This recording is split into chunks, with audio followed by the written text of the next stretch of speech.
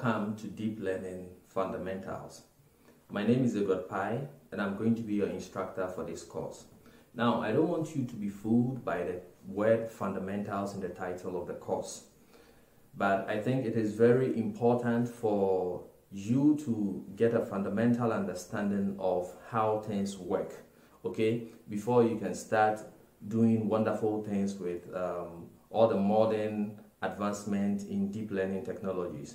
So instead of jumping straight ahead to the use of third-party frameworks like Keras, Tensorflow, PyTorch, MXNet, Fast AI, and the many frameworks out there, I'm rather going to focus on teaching you the fundamentals so that you possess an understanding of how things work under the hood.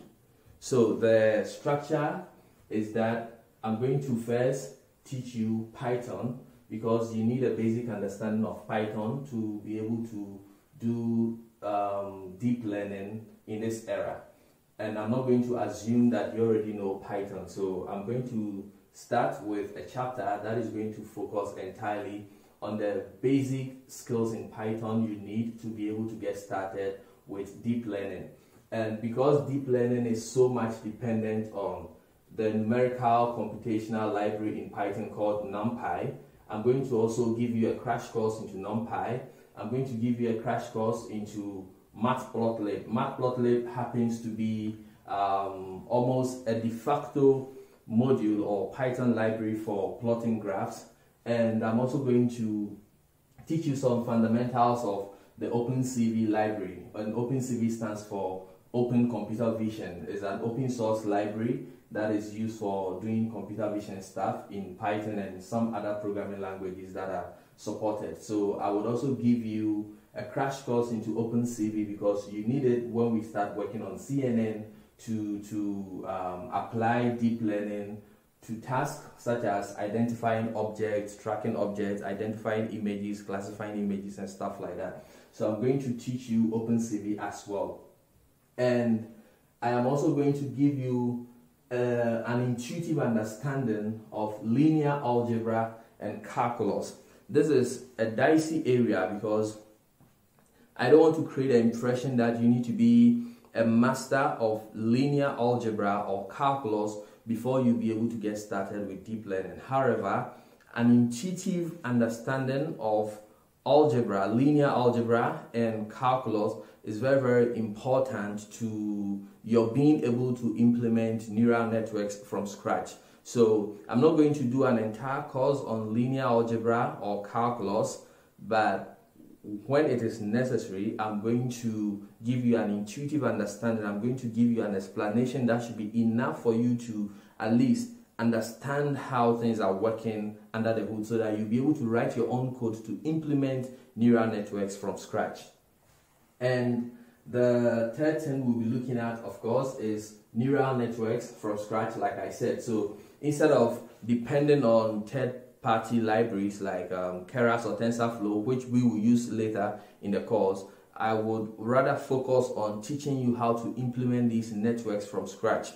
And the truth is, in industry, you might never have the need or face a situation where you have to implement your neural networks from scratch, okay? It might never happen to you once you get into the industry of AI, but it helps you to understand how things are really working. Once you are able to implement some basic neural networks from scratch, it helps you to understand what these third-party libraries or packages or frameworks are doing for you, and it helps you to know how to customize it. It helps you to know how to fine-tune your parameters and stuff like that. So I would focus more on teaching you how to be able to implement neural networks from scratch.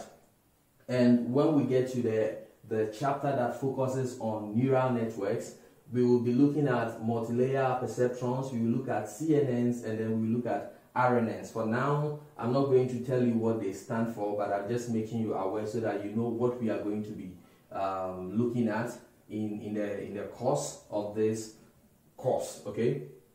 And once we have the understanding of all these three things, I mean, a basic introduction to Python, Numpy, Matplotlib, OpenCV. Once you have an intuitive understanding of linear algebra and the calculus we need, and once we've spoken of neural networks and implemented them from scratch, then we would move on to using high-level frameworks.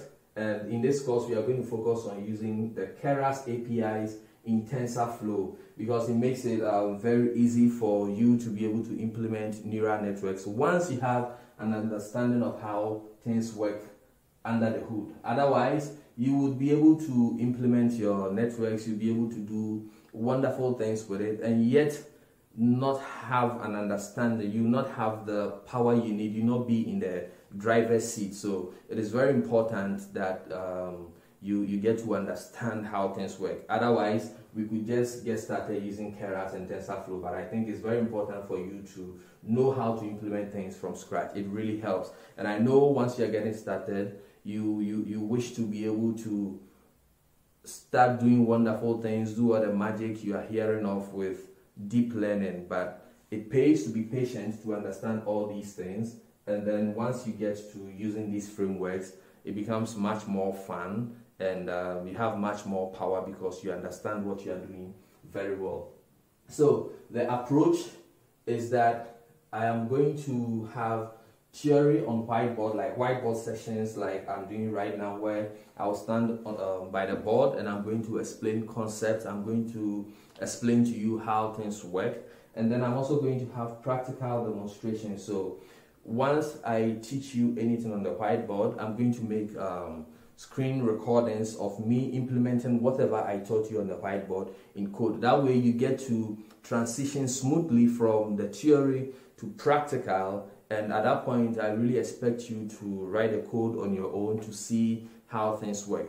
And the motivation for making these videos is to give to the world what I wish I had when I was getting started learning machine learning or deep learning. Okay, there are a lot of information out there. There are a lot of very good courses out there that you can take, but I wish I had one that would that would make the process much smoother and easier for me. That would take me from the basics and not rush into helping me do magic without understanding exactly what I'm doing.